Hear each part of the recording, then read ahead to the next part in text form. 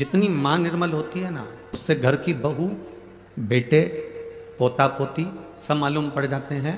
अब ईमानदारी से बोलना, बहू तो बहुत जोरदार कांजीवरम की साड़ी पहने, बेटा भी एकदम अप टू डेट बनकर घूमे, जीन्स वीन्स पहन के, न टोपी वोपी लगा के, न छल्ला वल्ला घुमा के।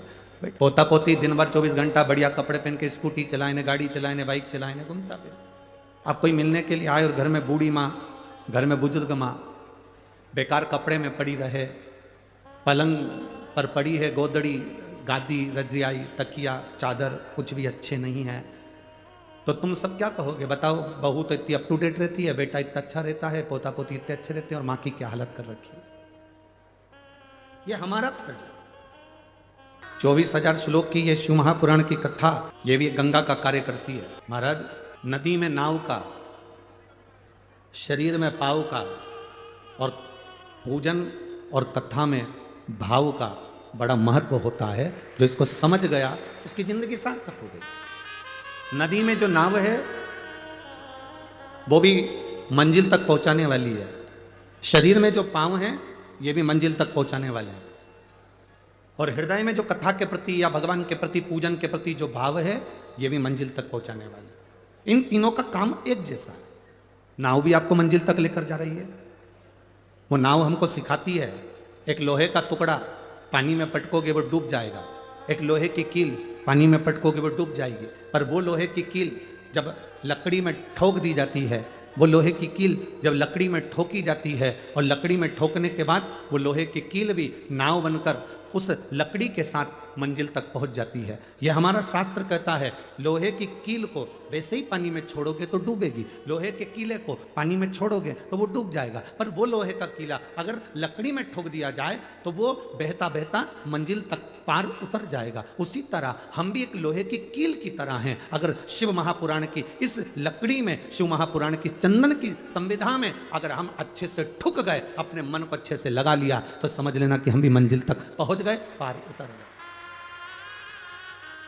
अब कोई कहे गुरुजी आप हमको लोहे की कील कर रहे हो, कोई कहे गुरुजी आप हमें लोहे का कीला कर रहे हो। मनुष्य लोहे की कील की तरह होता है। जैसे कीले पर जंग पड़ जाती है, उस जंग को निकालने के लिए उस पर थोड़ा सा कुछ ना कुछ लगाना पड़ता है। उसी तरह मनुष्य की जिंदगी में भी जंग पड़ती है, अहंकार की, काम की, लोभ की, आसक्ति की, वासना की, तृष्णा की। ये जंग हमारे शरीर पर चढ़ती जाती है, हमारे मन पर चढ़ती जाती है, हमारी इच्छाओं पर चढ़ती जाती है। जब हम इसमें भगवान की अविरल भक्ति का थोड़ा सा पेंट लगा देते हैं, भगवान की भक्ति का थोड़ा सा भजन का बल लगा देते हैं, तो हमारे शरीर पर जो ये अहंकार की जंग है, वासना की जंग है, तृष्णा की जंग है, काम आसक्ति की जो जंग है, वो निकल जाती है। नदी में नाव का, शरीर में जम के बोलो पाँव का। ये अगर शरीर में पाँव नहीं हो ना, तो फिर मंजिल तक पहुंचना बड़ा कठिन, बहुत कठिन। नदी में नाव मंजिल तक पहुंचा रही है, शरीर में पाँव मंजिल तक पहुंचा रहे हैं। और हमारे कथा में जो हम आए हैं, इतनी इतनी दूर दूर से आप लोग यहाँ पहुँचे हैं, बड़ी दूर से चलकर आराम से गाड़ी से पैसा लगाकर 100 रुपये, 200 रुपये, 50 रुपये ऑटो वाले को देकर, गाड़ी में डीजल वीजल डलवा कर तुम यहाँ पहुँचे हो, तो इसमें तुम्हारा जरूर भाव होगा। और फिर कहते हैं नदी में नाव पार लगाने वाली होती है, शरीर में पाँव मंजिल तक पहुँचाने वाला होता है, और तुम्हारे हृदय में जो भाव है तुम्हें परमात्मा से जरूर मिलाएगा और तुम्हारा कार्य सफल करेगा, ये निश्चित था। तुम्हारा भाव नहीं होता तो तुम यहाँ पहुँचते नहीं।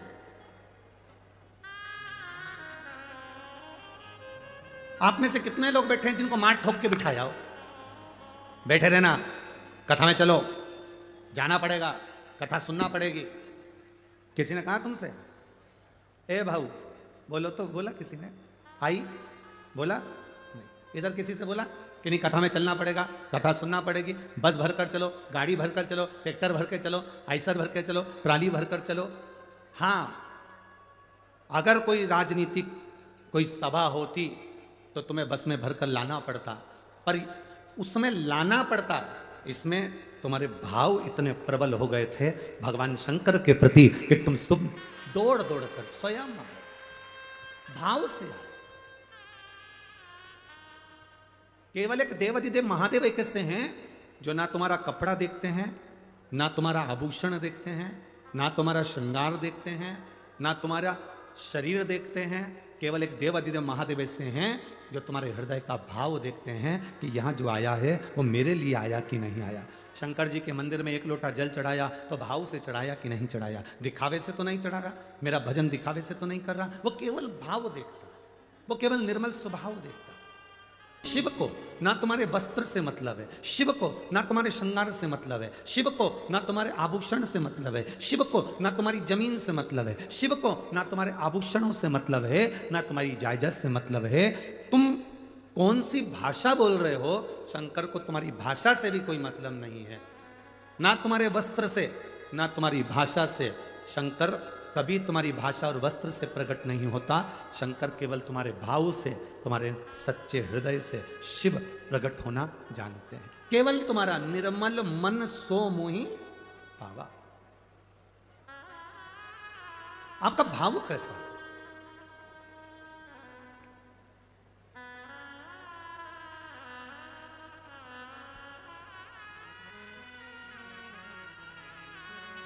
जब हम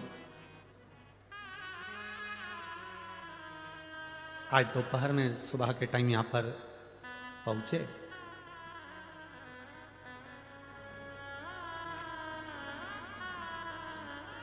जब यहां पहुंचे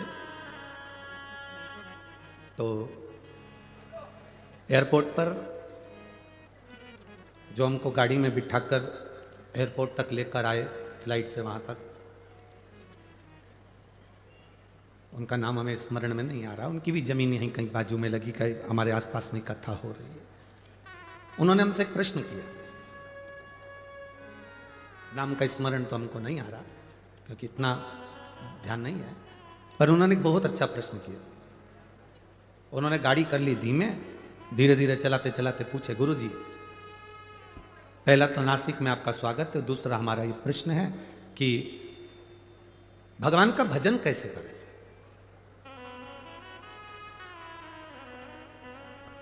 अब हमने कहा सामने इधर से घुमाकर तुम एयरपोर्ट पे ले जाके खड़ा कर दोगे, प्रवचन थोड़ा लंबा है, अब हम बोलेंगे कि भजन कैसे कर। उसका प्रश्न था भगवान का भजन कैसे करें। फिर भी हमने कहा एक बार कबीरा का एक संवाद अपनी जिंदगी में जरूर उतारना। दो बहन चक्की पर बैठकर गेहूं पीस रही थी, आटा बना रही थी। एक पीसती जाए, उसमें से गेहूं का दाना उठा के मुंह में डालती जाए। नासिक की भी कई जीजियों की आदत है, ऐसा नहीं है? दाना लिया मुंह में डाला। दूसरी भी पीसती जाए, मुख में दाना नहीं डाल रही, फिर उसने लिया मुंह में डाल लिया, फिर पीसती जाए। दूसरी बहन ने देखा आधे घंटा हो गया, 1 घंटा हो गया, ये गेहूं का दाना उठाती है मुंह में डाल लेती है, फिर दाना उठाती है फिर मुंह में डाल लेती है, ये कोई अच्छी बात है? बहन ने बहन से कहा तेरे में बुद्धि नहीं है, अकल नहीं है, मूर्ख है तू, बिल्कुल चतुराई नहीं तेरे में, क्या कर रही है ये? दाना उठाया मुंह में डाल लिया, फिर दाना उठाया मुंह में डाल लिया, और मुझे देख एक दाना मुंह में नहीं डाला, चक्की चलाती जा रही, चलाती जा रही, चलाती जा रही, और वो दाना डालती जा रही, चलाती जा रही, डालती जा रही, चलाती जा रही।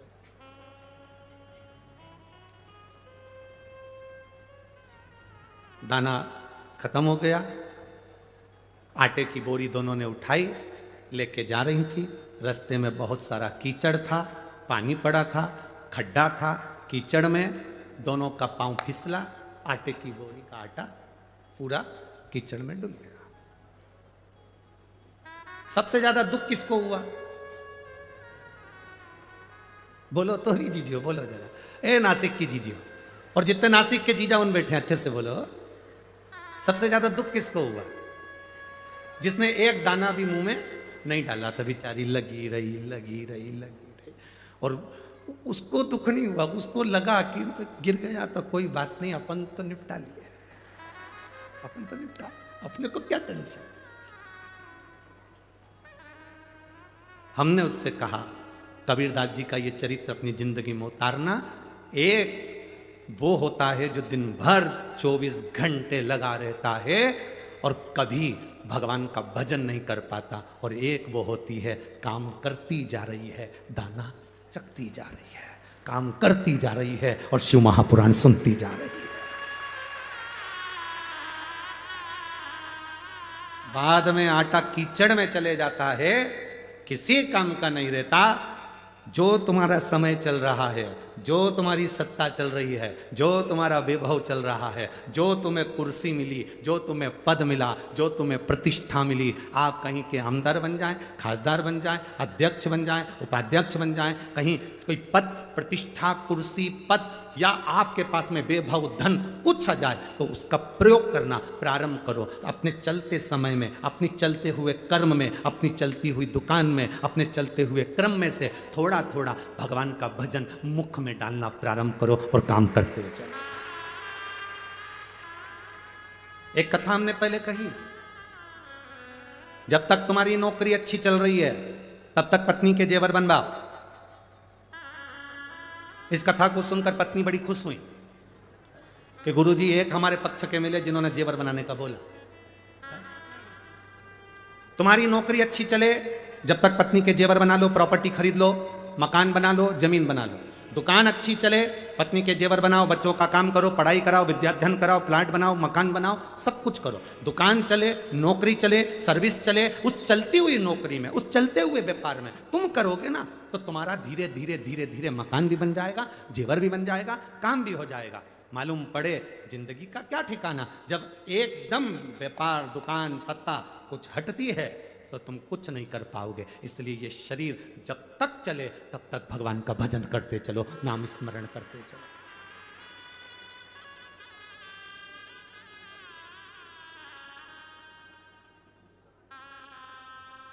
आप लोगों ने सुना होगा, पहले कथा में कहा था, जब तक शरीर चले और तुम्हारे घर में चले, दो चीजें हैं।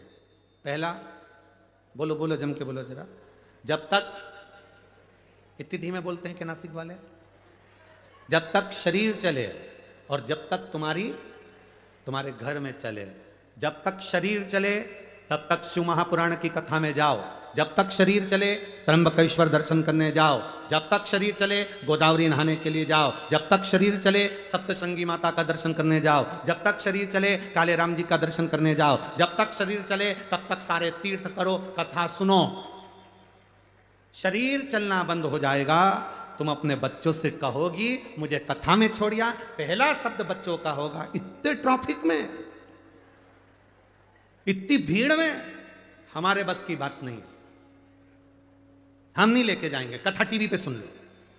फिर तुम कहोगी रे अपने नासिक में हो रही रे, ए नासिक के बाजू में हो रही है, चल। शिव महापुराण की कथा, इधर नासिक, इधर त्र्यंबकेश्वर, बीच में महादेव की कथा, तू हमको लेकर चल। अरे इतनी भीड़ में क्या करोगे? शरीर चले तब तक कथा सुनो, शरीर चले तब तक तीर्थ करो, और तुम्हारे घर में चले तब तक इन दोनों हाथों से गौ माता को रोटी भी दो, संत ब्राह्मण की सेवा भी करो, और बहन बेटी का भी दान पुण्य करते रहो, और अपने हाथों से पुण्य कमाते रहो। अपने हाथों से पुण्य कमाओ, क्या मिलेगा? लोग हमसे पूछते हैं महाराज जी आप कहते हो कि शिव महापुराण की कथा में शंकर के भक्त आते हैं, एक पानी का पाउच, एक बॉटल पानी अगर कोई पिलाता भी है तो वो अपनी डायरी में लिख कर रखता है कि मैंने 10 रुपए का पानी पिलाया था, 1.5 महीना इंतजार करता है कि वो 10 रुपए का हजारों गुना हुआ कि नहीं हुआ 1.5 महीने में। ये शिव महापुराण की कथा कोई साधारण कथा नहीं है, ये नासिक में दूसरा कुंभ भराया है जिसका आनंद लेने के लिए बाबा ने आपको बुलाया। ये दूसरा कुंभ है।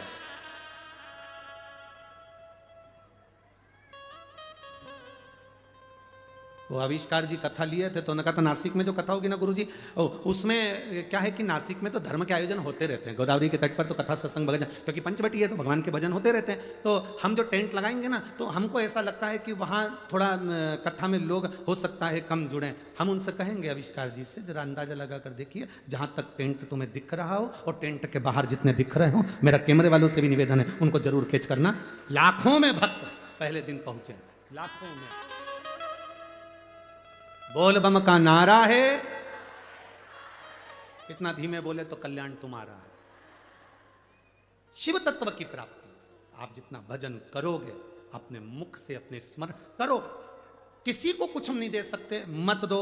1 रुपए का दान नहीं कर सकते, बिल्कुल मत करो। अठन्नी किसी को नहीं दे सकते, मत दो, पर अपने ऊपर खर्च करो। इस शरीर से कहीं नहीं जा सकते, मत जाओ।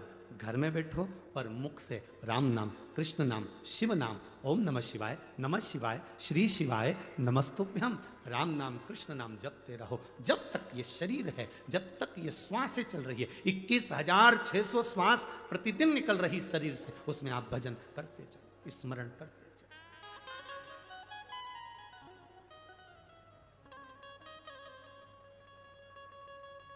जितना भजन कर सकते हो उतना करो। अरे मिलती है राम नाम की दौलत कभी कभी,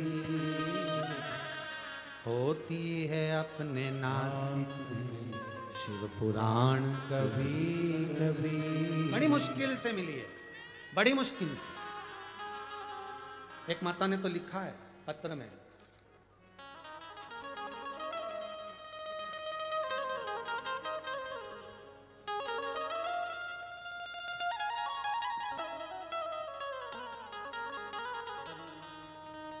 सुनीता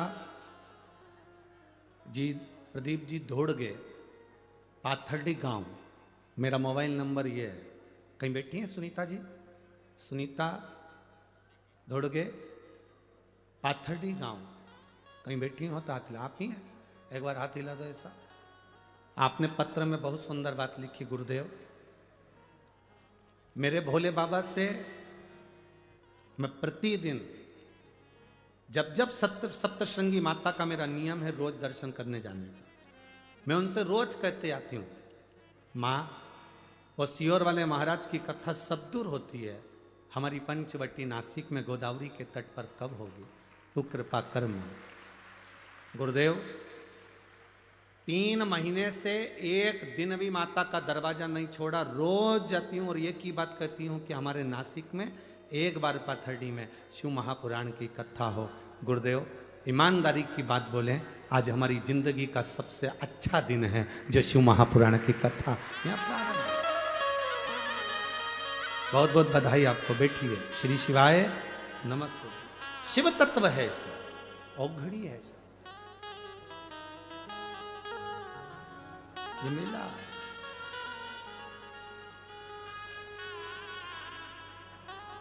और यदि ये मिला है शरीर तो थोड़ा भजन, थोड़ा कीर्तन अपनी जिंदगी में करो।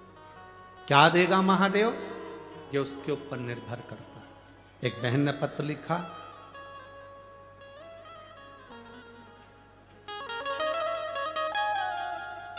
चिंदी है हो,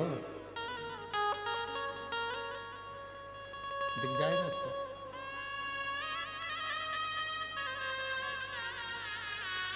सारिका सुनील भवर, नासिक से हूं।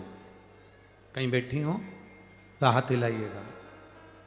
कहीं बैठी हो, बीच वाले पंडाल में है क्या? हाँ हाथ हिलाइए। दिख गए, ठीक है। हाथ हिलाइए एक बार, वापिस हिला दो जी।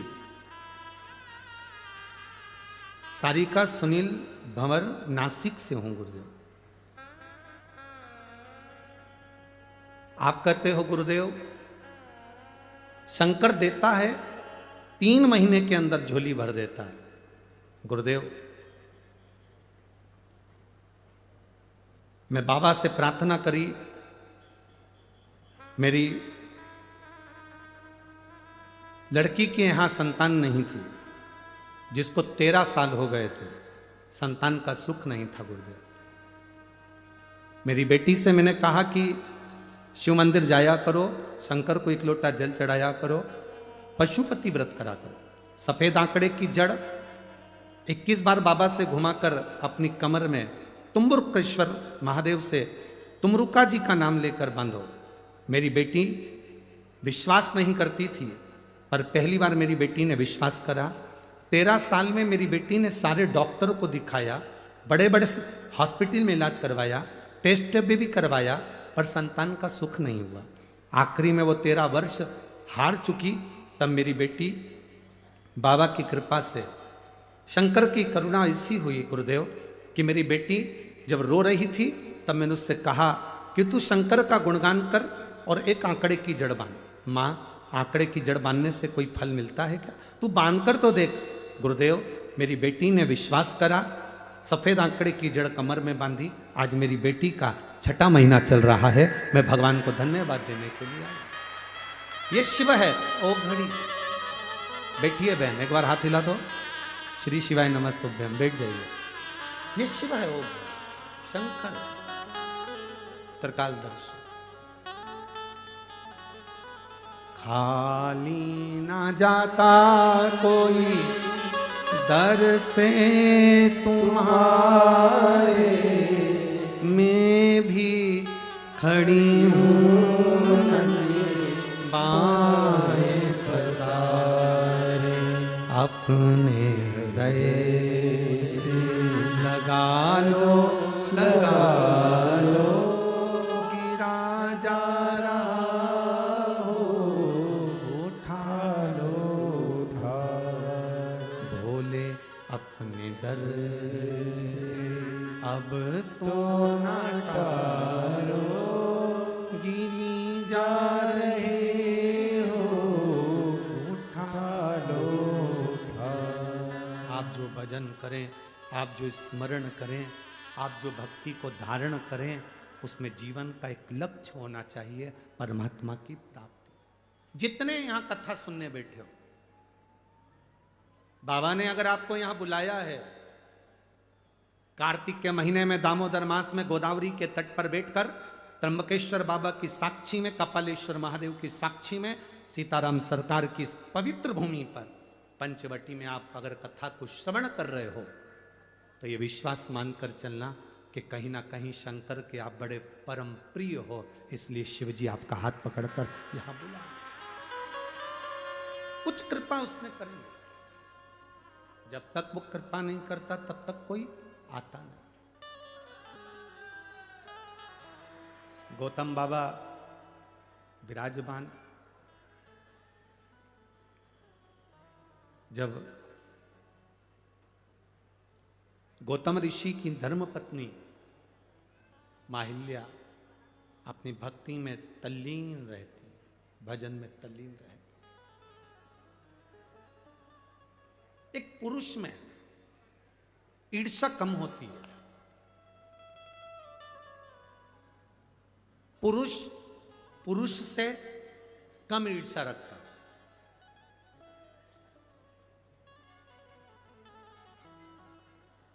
पर जो नारी कभी सत्संग नहीं करी होती है, जो नारी कभी भगवान का भजन नहीं करी होती है, जो नारी कभी किसी सतगुरु की शरणागति में बैठकर सत्संग नहीं करी होती है, जिस नारी ने कभी मंत्र का स्मरण नहीं जाना होता है, भले वो कितने भी विद्वान की पत्नी क्यों ना, कितने विद्वान की पत्नी क्यों ना, उसके अंदर ईर्ष्या भरा जाती है। वो कितने विद्वान की पत्नी क्यों ना। ये गोदावरी मैया के प्रागट्य की जो कथा है, गौतम बाबा की धर्म पत्नी भगवान की भक्ति में रमने वाली, भजन करने वाली, कीर्तन करने वाली, स्मरण करने वाली, किसी के दिखावे में नहीं पड़ती थी, दिन रात भगवान की भक्ति में डूबती थी। उन्हीं बाबा के आश्रम के नजदीक में बहुत सारे ब्राह्मण रहते थे, उन ब्राह्मणों की धर्म पत्नियां भी वहां रहती थी। ब्राह्मणों के मन में धर्म देखकर अहिल्या को या गौतम ऋषि को देखकर कोई ईर्ष्या नहीं थी, कोई ईर्ष्या नहीं। बहुत विद्वान भी अगर कोई है और उनकी धर्म पत्नी अगर है, अगर वो धर्म पत्नी सत्संग नहीं करती, कीर्तन नहीं करती, भगवान की भक्ति में नहीं डूबती, किसी गुरु की शरणागति में बैठकर सत्संग उसने नहीं करा होता, तो विद्वान से विद्वान अगर व्यक्ति भी कोई है तो उसकी पत्नी को किसी ना किसी से ईर्ष्या का भाव उत्पन्न हो ही जाता है। ईर्ष्या उत्पन्न होती है।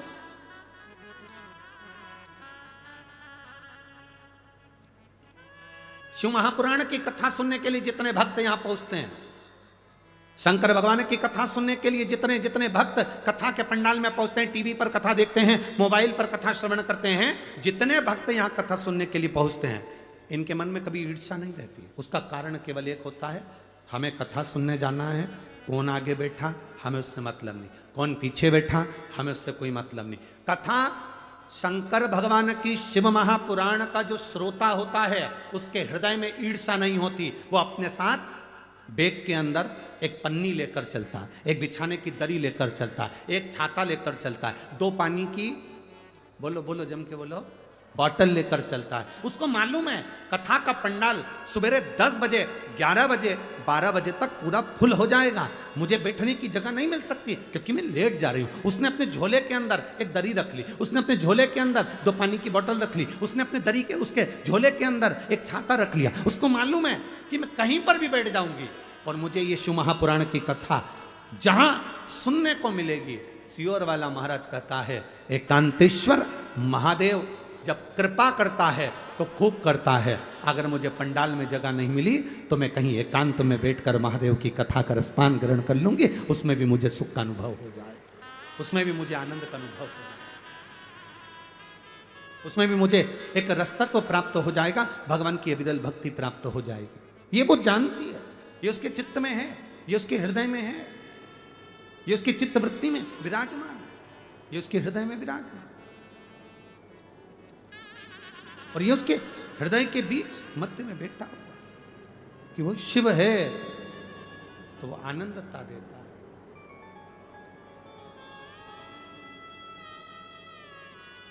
सुख देता है, ईर्षा नहीं। पर गौतम बाबा की धर्म पत्नी माता हिल्या सुबह उठना, बुआरी लगाना, रंगोली डाल देना, जल छोड़ देना, पूरे आनंद के साथ गौतम ऋषि जिस शिव भक्ति में लगे रहते थे, अहिल्या माता उनकी शंकर के पार्थिव शिवलिंग का निर्माण करने के लिए मट्टी को तैयार करती थी। इस पंचवटी भूमि का सबसे बड़ा प्रमाण है इस नासिक की धरा, गोदावरी की तट का सबसे बड़ा प्रमाण 2 है। यहाँ गौतम ऋषि की धर्म पत्नी माता हिल्या भी मिट्टी तैयार करती थीं जिससे पार्थिव शिवलिंग का निर्माण होता था। और इस गोदावरी के तट पर, इस त्र्यंबक बाबा के तट पर, इस पंचवटी की पवित्र भूमि पर एक यमराज की धर्म पत्नी, एक यमराज की धर्म पत्नी जिसका नाम था धुमोरना, एक वो भी मिट्टी को एकत्रित करती थी और शिवलिंग का निर्माण करती थी।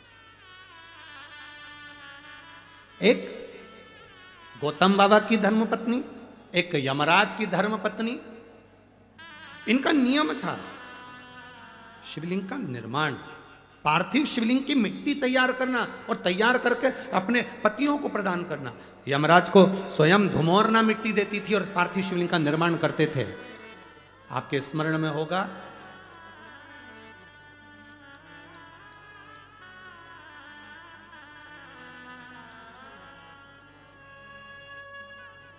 एक बार यमराज ने स्वयं ब्रह्मा जी से प्रश्न किया था, स्मरण करिएगा, गर्ग संहिता, कूर्म पुराण और ब्रह्म विवर्त पुराण का यह संवाद बड़ा सुंदर है। आज देव दीपावली के इस पवित्र कथा का लाभ अपन ले रहे हैं, अपने भीतर उतारिएगा। यमराज, धर्मराज स्वयं यमराज ब्रह्मा जी के पास में गए।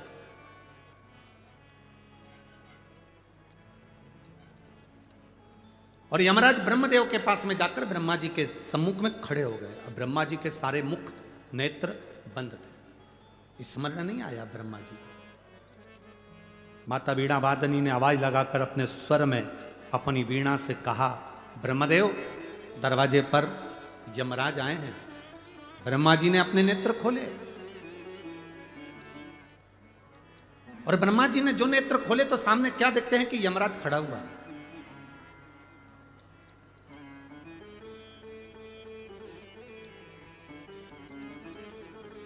सम्मुख में यमराज खड़ा। ब्रह्मा जी ने पूछ लिया, यम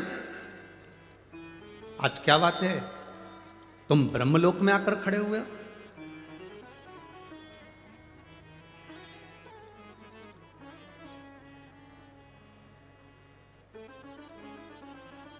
यमराज ने कहा, ब्रह्मा जी, मैं संसार के पापी जीवों को नरक का भोग भुगताता हूं। मैं मृत्यु लोक से आने वाले जितने जितने पापी जीव हैं, इनको यम का, नरक का भोग भुगताता हूं। इन जीवों को जब नरक का भोग भुगताता हूंगा तो उसका थोड़ा ना थोड़ा दोष मुझे भी तो लगता होगा। ब्रह्मा जी ने कहा, आप तो पूरा निर्णय देने के बाद भोग भुगताते हो तो आपको पाप लगना ही नहीं चाहिए। परंतु यमराज ने कहा, नहीं, मेरी धर्म पत्नी धुमोरना कहती है, मेरी धर्म पत्नी धुमोरना ने कहा है कि अगर आप जीव को नरक का भोग भी भुगता रहे हो तो कुछ ना कुछ दोष तुम्हारी जिंदगी में लगेगा जरूर। मैं क्या करूं? ब्रह्मा जी ने कहा, इसका उत्तर तो मैं नहीं दे सकता, पर इसका उत्तर आपको भगवान नारायण दे सकते हैं। यमराज उसी समय पर ब्रह्मा जी को प्रणाम करे, यमराज के वहां से सीधे भगवान नारायण के पास पहुंच गए। नारायण के दरवाजे पर जैसे बैकुंठ में पहुंचे, माता लक्ष्मी नारायण के चरण दबा रही थी और यमराज ने आकर भगवान के चरणों को प्रणाम करा। जय जयकार हो प्रभु, श्रीमन नारायण, हर हर महादेव, प्रणाम कर। पूछा, लक्ष्मी जी चरण दबा रही थी, लक्ष्मी जी ने संवाद किया, प्रभु यम आए हैं। भगवान नारायण के नेत्र खुले, उठकर भगवान नारायण बैठे, क्या बात है यम, कैसे आना हुआ? यम ने कहा, जीवों को जब मैं त्राण देता हूं, जीवों को जब मैं नरक भुगताता हूं, उस समय पर मेरे को भी तो दोष लगता होगा। उस दोष की मुक्ति कैसे, उस दोष का निवारण कैसे? भगवान नारायण ने कहा, सुनो यम,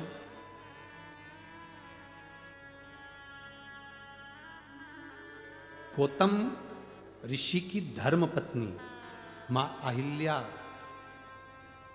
स्वयं भगवान शंकर से प्रार्थना कर कर उनकी सिर की गंगा की एक धार 7 केश हटाकर पृथ्वी पर लेकर आई है, जिसका नाम गोदावरी है। अगर यम भूल से भी एक बार उस भूमि पर स्वयं रामचरण रखेंगे, वो गोदावरी का तट सरल नहीं होगा। जहां पर स्वयं रामचरण रखेंगे, वो गोदावरी का तट सरल नहीं है। जहां स्वयं शंकर भगवान को भी उनका गुरु मिल जाएगा, वो भूमि साधारण नहीं है, गोदावरी का तट। तुम एक काम करो यमराज, मृत्युलोक में जाओ, गोदावरी के तट पर जिस पंचवटी में भगवान राम प्रवेश करेंगे, उस पंचवटी भूमि पर वन क्षेत्र में, जंगल क्षेत्र के अंतर्गत गोदावरी के एकांत स्थान में बैठकर तुम शिवलिंग का निर्माण कर कर उसका पूजन करो। तुम्हारी जिंदगी में अगर कोई जीव का दोष भी होगा तो वो समाप्त हो जाएगा, कैसा भी दोष हो समाप्त हो जाता है। आज आप लोगों से ज्यादा हमारी किस्मत बहुत धनी हुई है, हमारी किस्मत आज धन भागी हुई है कि इस पवित्र भूमि पर धुमोरना यमराज की पत्नी शिवलिंग बनाती थी, यमराज पूजन करते थे और यमराज के ऊपर का दोष भी समाप्त हो जाता था। आज वो पवित्र भूमि पर शिव पुराण गाने का सौभाग्य मिला, सौभाग्य मिला है। और कितने किस्मत वाले होगे मेरे जीजियों, हे मेरी नासिक की जीजियों जीजाओं और मेरी बेटियों मेरे बेटाओं, कितने किस्मत वाले होगे, जरा अंदाजा लगा कर बैठना कि तुम्हारी किस्मत की सराहना नहीं है। दामोदर मास कार्तिक मास में इस गोदावरी के तट पर भले हम पार्थिव शिवलिंग का निर्माण करें ना करें, पर हम 5 दिन शंकर भगवान का शिवलिंग अपने दिल में कथा के माध्यम से बना रहे बेटा। ये शिव तत्व, सब जगह कथा हुई होगी तो भगवान ने थोड़ी थोड़ी तिजोरी खोली होगी लुटाने के लिए, पर आज मेरा दिल कहता है कि ये गोदावरी के तट पर तो मेरा बाबा पूरी तिजोरी के दरवाजे खोल कर लुटाए। आप सुनो, दिल से जो प्रार्थना करोगे वो सुनेगा।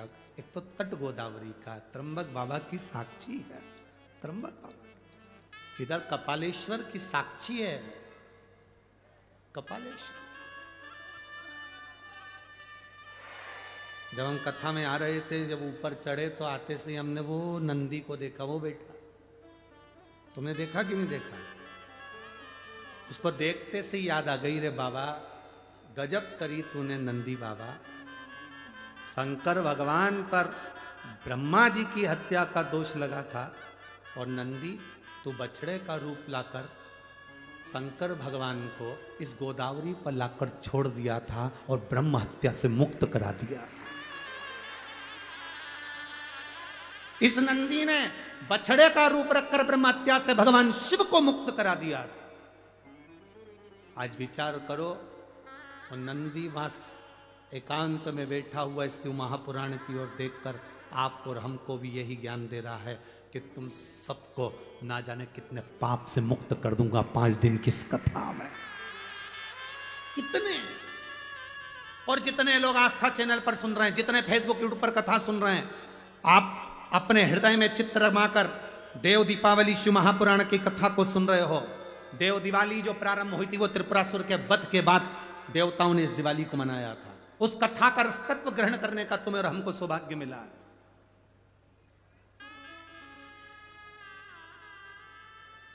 जहां मां अहिल्या निवास कर रही हैं, उनके पास में जितने ब्राह्मण रह रहे हैं, ब्राह्मणों को माता अहिल्या से तकलीफ नहीं है। ब्राह्मणों को ना गौतम ऋषि से तकलीफ है, ना गौतम बाबा से तकलीफ है। ब्राह्मण बड़े अच्छे, पर ये ब्राह्मण की जो धर्म पत्नियां थी, जिन्होंने ना कभी सत्संग स्मरण कर किया होता,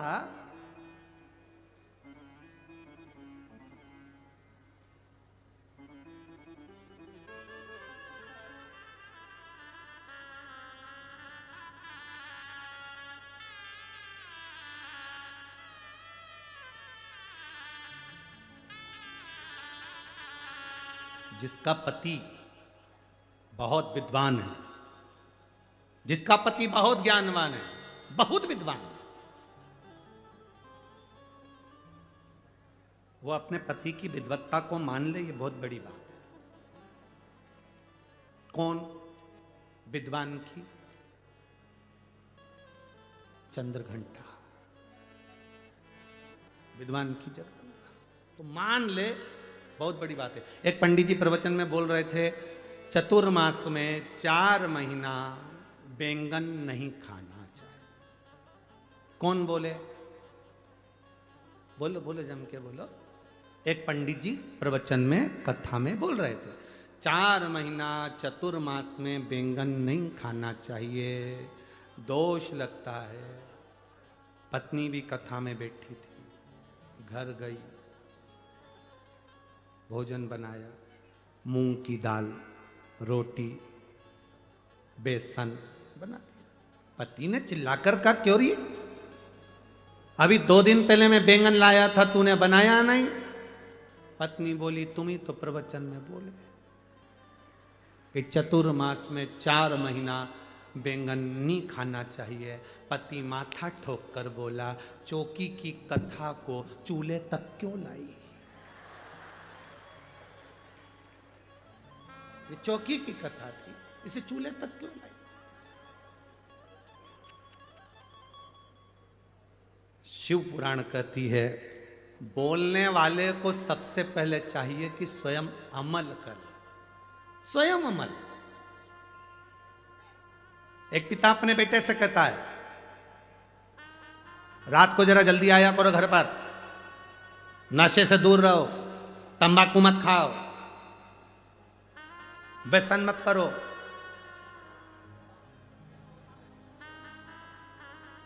हमारे वो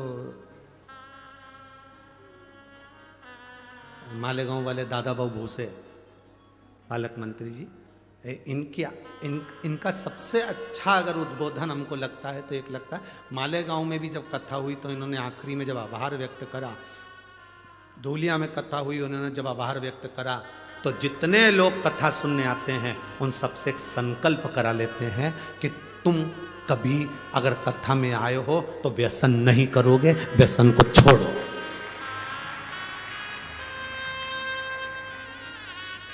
आज का राजनेता को तुम्हारे व्यसन से कोई मतलब नहीं, पर उनके शब्द अच्छे लगते हैं कि व्यसन छोड़िए, कोई नशा करते हो तो छोड़ दीजिए। अब एक पिता अपने बच्चे से कहे नशा नहीं करना है, नशे से दूर रहो, व्यसन नहीं करना, व्यसन से दूर रहो, पुड़िया नहीं खाओ, तंबाकू नहीं खाओ, गलत काम ना करो। और पिता कहे रात्रि को जल्दी आओ, और पिता ही रात्रि को 11:30-12 बजे आए, कुछ नशा कर कर आए, गलत व्यसन कर कर आए, तो बच्चे मानेंगे क्या? जम के बोलो जरा, नहीं मान, बच्चे नहीं मानेंगे। उसी तरह बच्चों को हमें चाहिए कि हम स्वयं भी संवरने का प्रयास करें, हम स्वयं भी सुधरने का प्रयास करें। जब हम सुधरेंगे, एक कथाकार, एक प्रवचन देने वाला, एक कथा कहने वाले पर यह आधारित है, वो कह रहा है चतुर्मास में 4 महीना बैंगन, बोलो बोलो जम के बोलो, नहीं खाना। पत्नी ने वो बैंगन उठा के फेंक दिया, नहीं खाएंगे। अब पति कहे कि बैंगन कहाँ है, तो कि तुमने ही तो कहा था। चौके की कथा चूल्हे तक क्यों लिया ना? एक संत, साधु, गुरुजन, ब्राह्मण जन, तपस्वी जन, साधक जन, उपासक जन, दुनिया के जितने जितने संत, साधु, तपस्वी, साधक, उपासक होते हैं, वो आपको समझाने का प्रयास करते हैं, अपने जीवन में परमात्मा की भक्ति को धारण करो।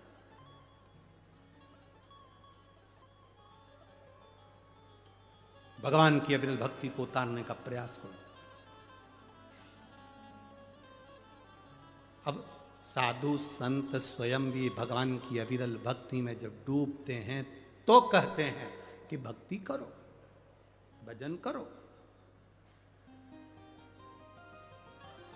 किसी ने एक बार प्रश्न किया था कि हम शंकर जी के मंदिर जाते हैं और हमसे कोई गलती हो जाती है तो शंकर जी क्या क्रोध करते हैं?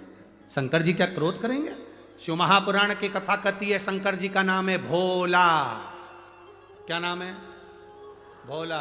शिव जी का नाम है भोला, इसलिए कहते हैं भोले बाबा। भोले बाबा का मतलब एकदम भोला।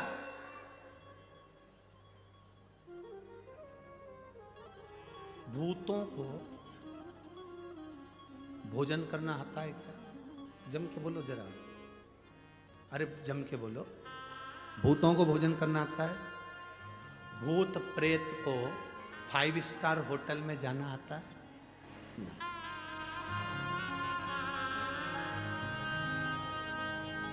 फाइव स्टार होटल में वही जाएगा जिसमें थोड़ा विवेक होगा, अच्छा होगा, तो खाने का तरीका होगा तो कहीं चलेगा।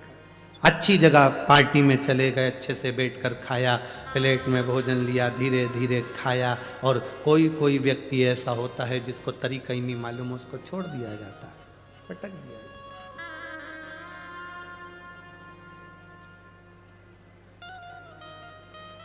अब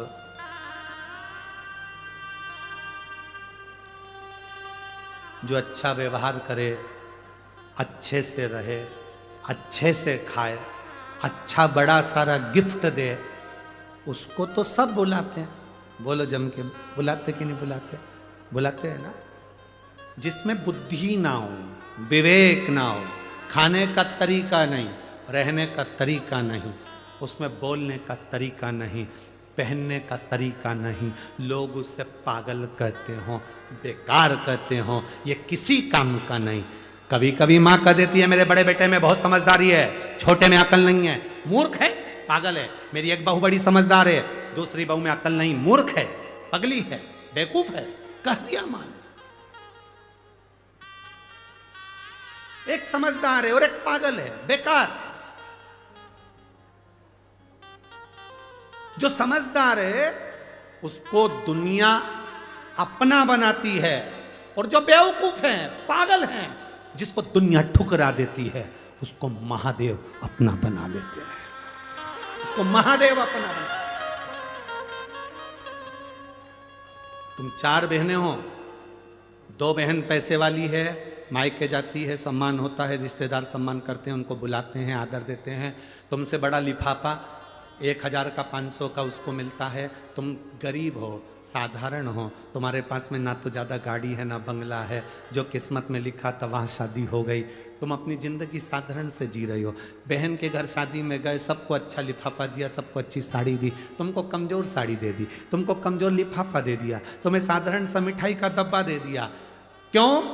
बाकी की बहन पैसे वाली थी, धनपति थी, बाकी के रिश्तेदार पैसे वाले थे, उनको अच्छा दिया। तुम साधारण थी, तुम्हें साधारण दे दिया। तुम घबराना नहीं, रोना नहीं, कभी अंदर से टूटना मत, अंदर से कभी मत टूटना कि मेरे बाकी के रिश्तेदारों को तो मेरी मासी ने खूब दिया, मेरी मामी ने खूब दिया, मेरे चाची ने खूब दिया, मेरी काकी ने खूब दिया, मेरी बुआ ने खूब दिया, बाकी को दिया, मुझे कम दिया क्योंकि मैं साधारण परिवार से हूँ। शिव कथा कहती है जो बहुत विद्वान है, बहुत बहुत प्रबल हैं, उनके लिए पूरी दुनिया पड़ी है, जिनको कोई नहीं पूछता, जिनका कोई आदर नहीं करता, जिनको लोग ठुकरा देते हैं, शिव कहते हैं उनको मैं अपनाता हूँ, वो मेरे हैं, वो मेरे हैं। भूतों को कौन पूछेगा, प्रेतों को कौन पूछेगा, गरीबों को कौन पूछेगा?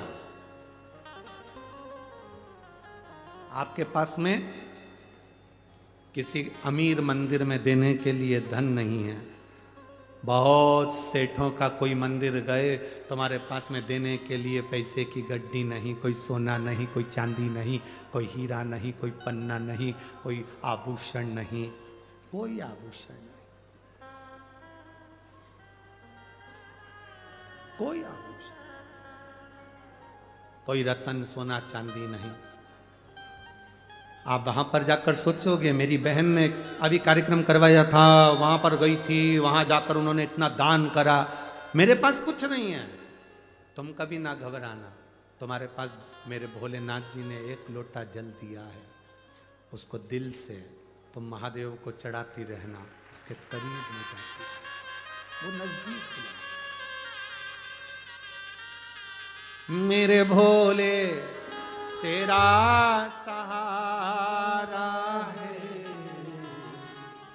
मेरे भोले तेरा सहारा है, मेरी नैया का तू किनारा है, मेरी नैया का तू किनारा है। आप उसके हो जाओ।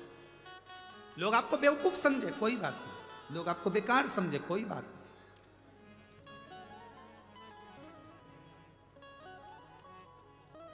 आप किसी काम के नहीं, समझे समझने वाले। एक लड़के के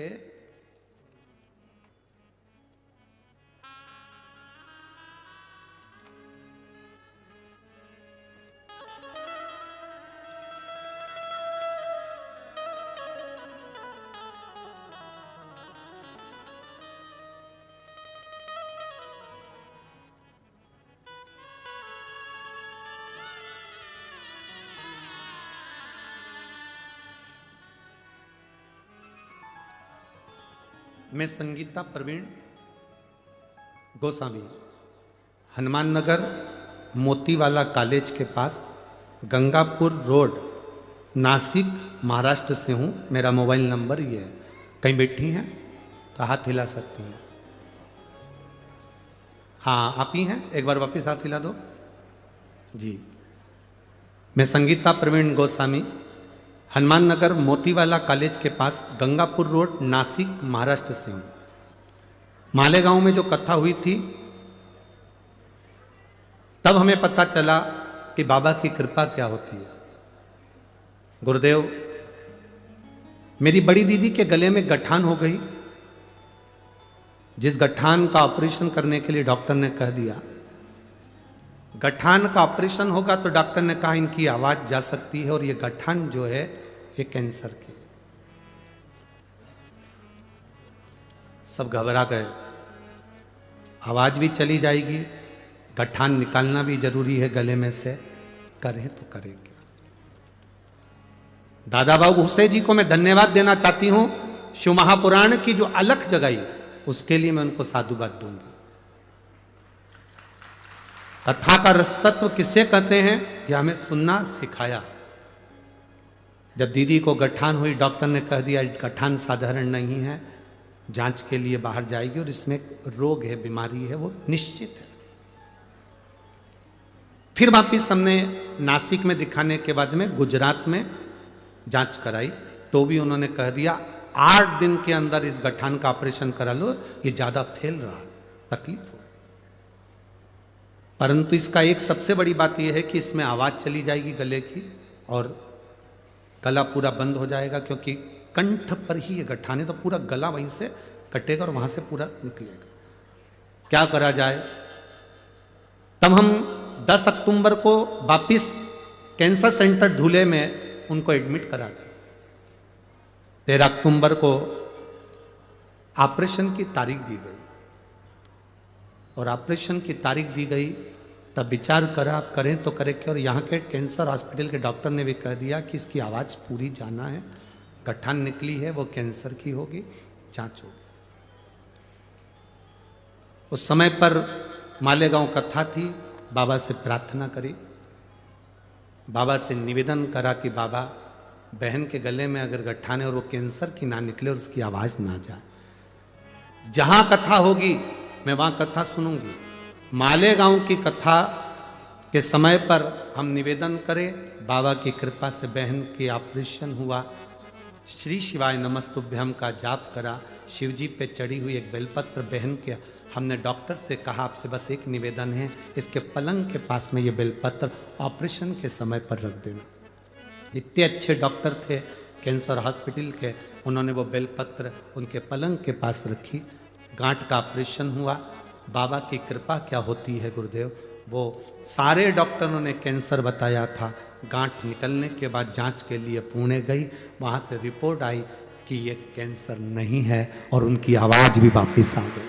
शिव तत्व है, ओ घड़ी शंभु। अब ठीक है बाबू, हाथ हिला दो एक बार वापस। श्री शिवाय नमस्तुभ्यम। हम यहाँ कथा में बाबा को धन्यवाद देने के लिए बैठिए। श्री शिवाय नमस्तुभ्यम। शिव तत्व इसी को कहते हैं, ओ घड़ी इसी को कहते हैं। आपका जो भरोसा है, आपका जो विश्वास है, वो दृढ़ है। मेरी नासिक की जीजियों, आप कथा सुनने के लिए बैठे जरूर हो। बाबा ने अगर बुलाया है, कोई शादी में बुलाता है तो विदाई में मिठाई का डब्बा देकर भेजता है, साड़ी देकर भेजता है, गिफ्ट देकर भेजता है। मेरा बाबा अगर इस नासिक की धरा पर शिव पुराण कथा सुनने बुलाया है तो 5वें दिन कुछ ना कुछ देकर भेजेगा जरूर, खाली नहीं भेजेगा, भेजेगा। इसीलिए शिव महापुराण कथा कर रही, शिव कथा कर रही। गणेश जी ने समझाया, नहीं मानी, और गणेश जी के समझाने पर भी नहीं मानी। तब गणेश जी गाय बन गए और गणेश जी गौ माता बनकर, दुर्बली सी गाय बनकर, दुर्बल सी गाय बनकर वहां विहार करने लगे। गौतम बाबा की उस कुटिया में विहार घूम रहे। आज गणेश जी को भी प्रसन्नता है कि मैं किस जगह पर गया हूं, किस जगह पर। जिन गौतम ऋषि की इस तपोस्थली में, जहां शंकर के पार्थिव शिवलिंग का निर्माण होता है, जहां माता अहिल्या मिट्टी को मसकर सुंदर तैयार कर कर पार्थिव शिवलिंग का निर्माण करती है, और उस निर्माण का सुख गौतम ऋषि के आनंद में, दर्शन में होता है। आज मुझे प्रसन्नता है कि आज गणेश जी सोच रहे हैं, विचार कर रहे हैं कि मैं इतनी सुंदर जगह पहुंचा। प्रसन्नता। जैसे देवराज नाम के ब्राह्मण को चोरी का धन ले जाकर शंकर जी के मंदिर में बैठ गया था और उसको अंदाजा नहीं था क्या मुझे कैलाश धाम मिल सकता है, क्या मुझे कैलाश धाम मिलेगा, उसको अंदाजा नहीं था। क्या कैलाश मिल सकता है? शरीर में बुखार है, ताप पड़ रहा है, कष्ट हो रहा है। शिव मंदिर के अंदर चोरी के धन की पोटली लेकर बैठ गया, ताप कष्ट बहुत था, बुखार।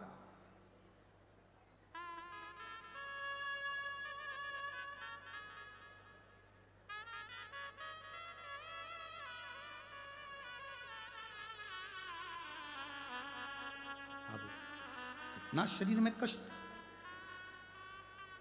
और महादेव महादेव महादेव हर हर महादेव मंदिर के अंदर पंडित जी चिल्ला रहे थे और देवराज नाम के ब्राह्मण को गुस्सा आ रहा था क्योंकि उसके शरीर में कष्ट था।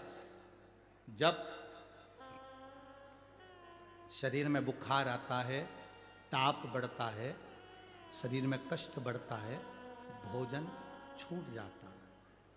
जब घर में पाप बढ़ता है, व्यसन बढ़ता है, आड़ा टेढ़ा धन बढ़ता है, तो भगवान का भजन छूट जाता है। तुम रोज पहले तुम भगवान के व्रत कर लेती थी, तकलीफ नहीं आती थी, पूजन कर लेती थी, तकलीफ नहीं आती थी, नवरात्रे गणेश जी सब अच्छे से करती थी। अब जैसे जैसे बहुएं आ गई, परिवार बढ़ गया, पोता पोती नाती पंती सब होते चले गए, घर में पूजन का मन नहीं करता, अब अच्छे से कोई पूजन पाठ नहीं होता, मन नहीं लगता। समझ लेना, बुखार बढ़ा तो भोजन छूटा, शरीर में ताप बढ़ा तो भोजन छूटा, पेट दुखा, सिर दुखा, कुछ भी दुखा तो भोजन छूटा।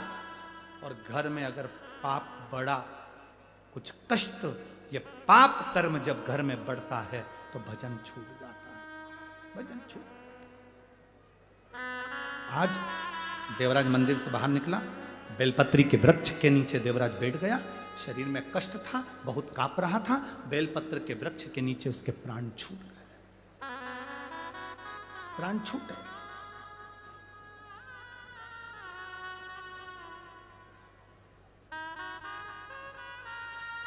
किसी ने पूछा धूलिया में, गुरुजी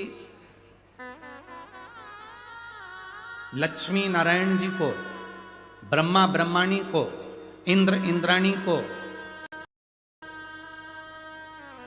कुबेर को, वैभव को, सत्ता को, धन को अगर प्राप्त करना है तो ऐसी कौन सी जगह है जहां बैठकर हम भगवान को, उस लक्ष्मी को, सुख को प्राप्त कर सकते?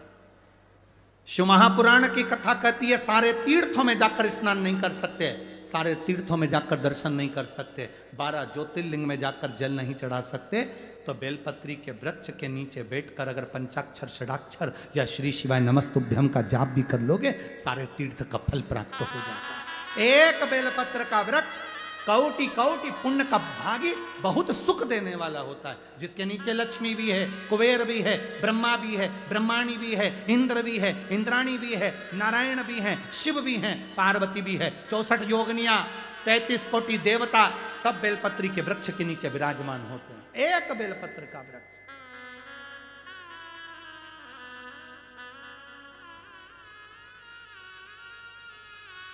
लोग हमसे कहते हैं गुरुजी आपके पास में कोई माला हो ना तो हमको दे दो। हमारे पास में एक बेलपत्र रहती है पोथी की, हम वो दे देते।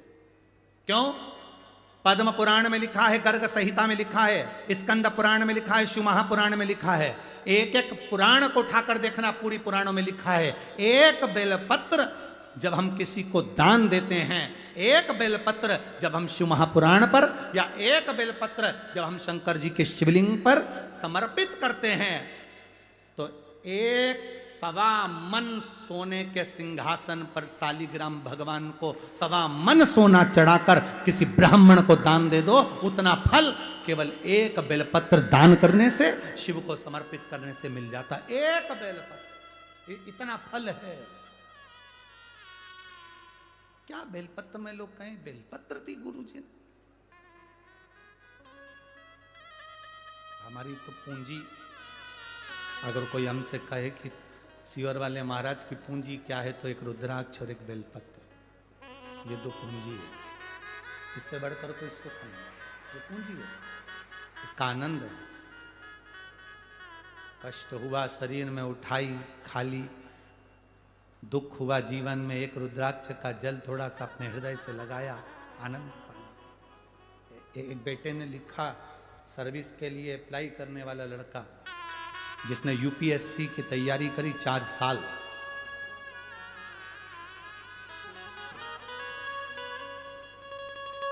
बाबा में ठाणे से योगिता पुरुषोत्तम पाटिल, गांव कंकराज, तहसील पारोला, जलगांव।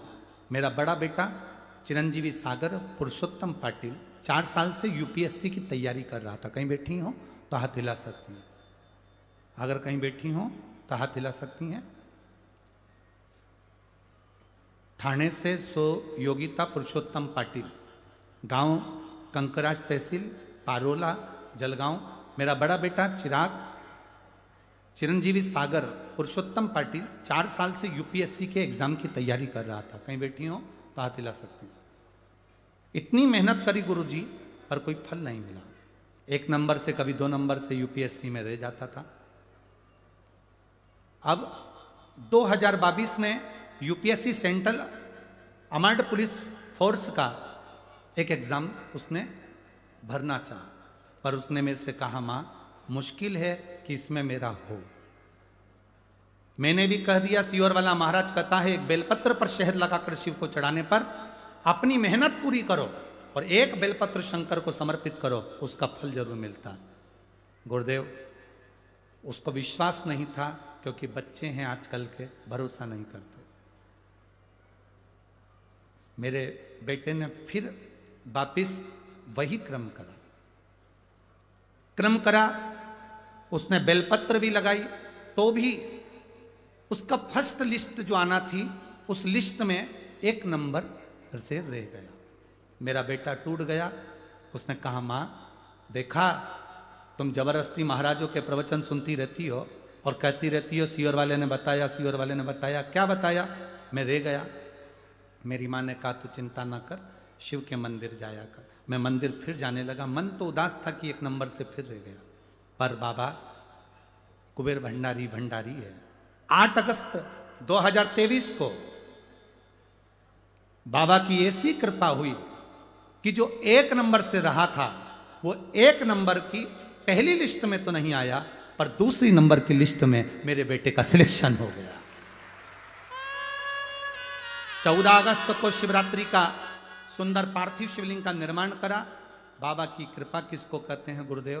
बाबा ने ऐसी कृपा कर दी कि आज मेरा बेटा बीएसएफ का सबसे बड़ा असिस्टेंट कमांडर की पोस्ट पर उसकी ज्वाइनिंग हो गई।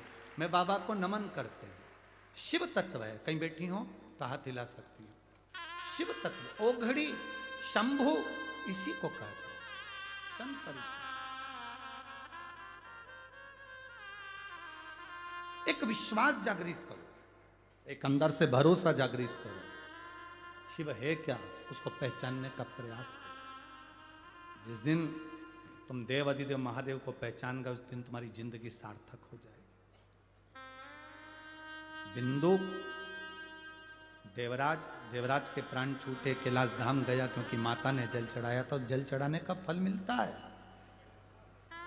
दुनिया भले हंसे तुम पर कि पानी चढ़ाने से क्या होता है, बेलपत्र चढ़ाने से क्या होता है, शिव महापुराण की कथा सुनने से क्या होता है, पर 5 दिन की शिव महापुराण की कथा पंडाल में बैठकर नासिक की मेरी जीजियां, मेरे जीजा, मेरी बेटी, मेरे बेटा, आप कथा जरूर सुन लोगे। और 5 दिन की कथा सुनने के बाद तारीख लिख कर रखना कि मैंने ये कथा इतनी तारीख को सुनी थी। इंतजार जरूर करना, जो दिल से मांगा है इंतजार करना, मेरा बाबा देखकर जरूर भेजेगा। जल्दी नहीं होगा, थोड़ी देरी हो सकती है। जब 19 साल का बेटा चले गया तो उस बेटे की जगह 50 साल की आयु में भी अगर वो 2 बच्चे दे सकता है तो वो कृपा करने में देरी नहीं कर सकता। समय लग सकता, थोड़ी देरी हो सकती, करे। बिंदु ब्राह्मण प्राण छूटे प्रेत की योनि में चले गया। चंचुला देवी ने शंकर पार्वती से कहकर शिव महापुराण की कथा कर। शिव महापुराण का अगर कोई यजमान होता है तो शिव और पार्वती होते हैं। शिव महापुराण का यजमान बनने का सौभाग्य मिला हो, पोथी पूजन का सौभाग्य मिला हो, आरती का यजमान बनने का सौभाग्य मिला हो, भजन करने का सौभाग्य मिला हो, पोथी पर एक बेलपत्र चढ़ाने का सौभाग्य अगर मिला हो, तो समझ लेना कि बाबा ने कृपा कर कर आपको शंकर और पार्वती का पद प्रदान करा है, जो तुम यजमान बनकर पोथी का पूजन कर रहे हो, आरती कर रहा है, स्मरण कर रहा है। करोड़ों का धन लगा दो तो भी ये सुख की अनुभूति नहीं हो सकती जो बाबा के श्री चरणों का सुख। चंचुला देवी ने कथा सुनी, तुमरुका जी कथा कर रहे हैं, बाबा भोलेनाथ ईश्वर जी और गोरा जी बनकर शिव पुराण की कथा सुनने के लिए आ रहे हैं। गणागौर बनकर बाबा पधारे। जोरदार ताली बजाइए ईश्वर जी गोरा जी के लिए। सुंदर ईश्वर जी गोरा जी बनकर भगवान देव अधिदेव